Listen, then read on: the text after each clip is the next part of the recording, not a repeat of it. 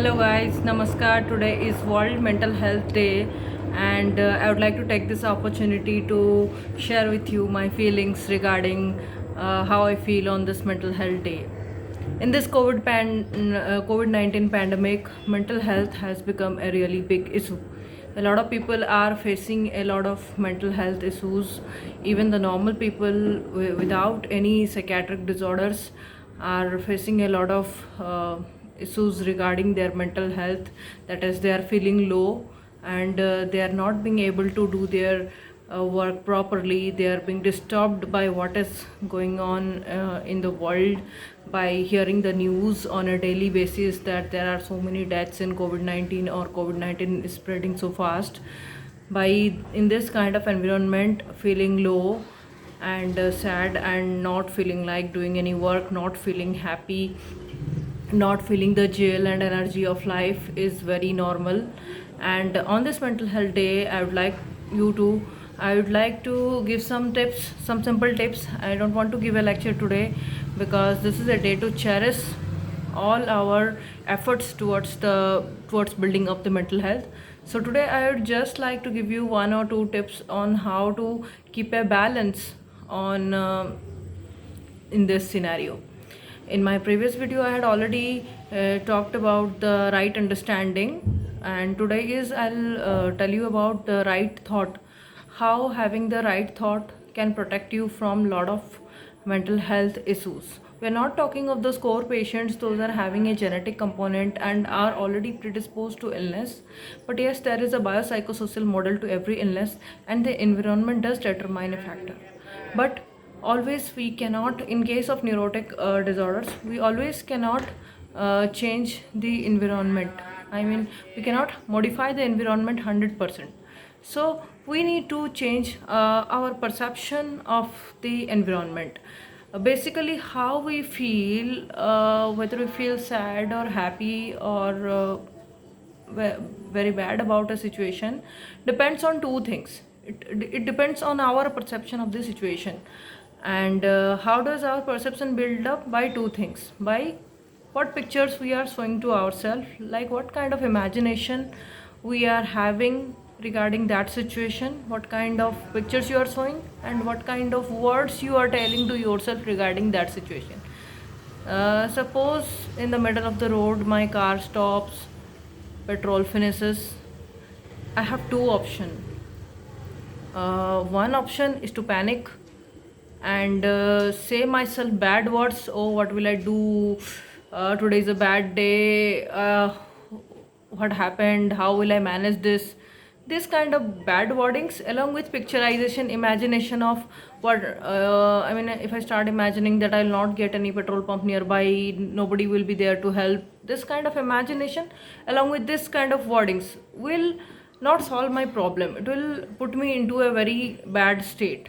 Rather than, I have option two, that is, if I say that okay, this is a simple issue, I can just handle it, I'll manage somehow, I'll find help around, there must be a petrol pump nearby, let me check in Google, let me do whatever I can. This kind of words, and imagining that okay, in some time I'm solving my problem. These two things will help put me in a good state.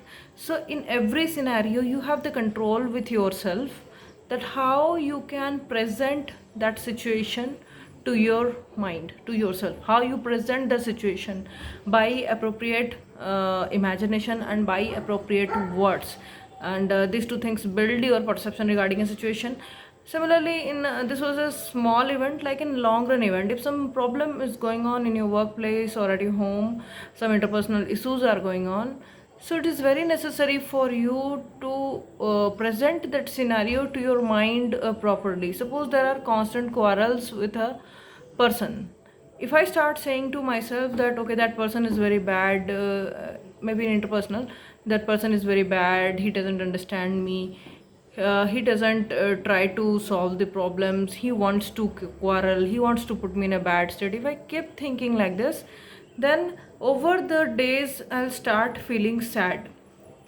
And if I keep imagining that further more quarrels are going to occur, then this will exaggerate the situation, that will put you in a bad state. Rather than if you start thinking that okay, that person is quarreling, he might be going through some bad stuff, let me analyze what is going on in his mind.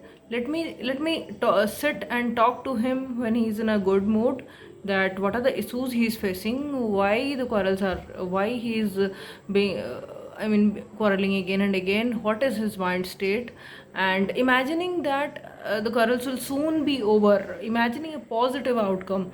So this will put you in a strong state to handle the situation. That doesn't mean you will not realistically see a situation, that doesn't mean that you will not see the real dangers in a situation, but yes, this kind of presenting to yourself a situation, the positive side of a situation, and what you can do in a situation, chronically puts you in a good state of mind.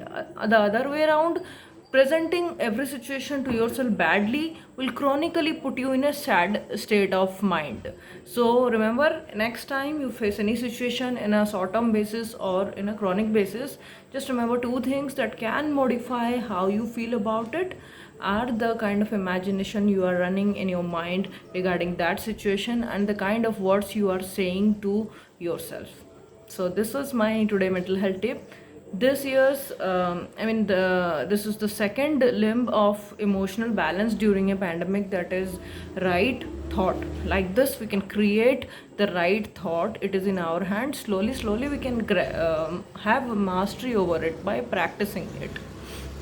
Initially you'll feel like more automated thoughts are coming to your mind, automated thoughts in as in negative thoughts, as in negative analysis of any situation, overgeneralization, or selective abstraction, all this, like seeing a narrow part of a thing and generalizing what is happening. Suppose one person did bad with you, generalizing that every people will do bad with me. So this kind of schemas we have often, and this kind of automated thoughts do come your mind, that negative thoughts regarding a situation. But yes, we can modify it, it is in our control if you try a bit. So this mental health day, try to start your right understanding. And also to this time's theme is mental health for all, wider access. So how do we develop that?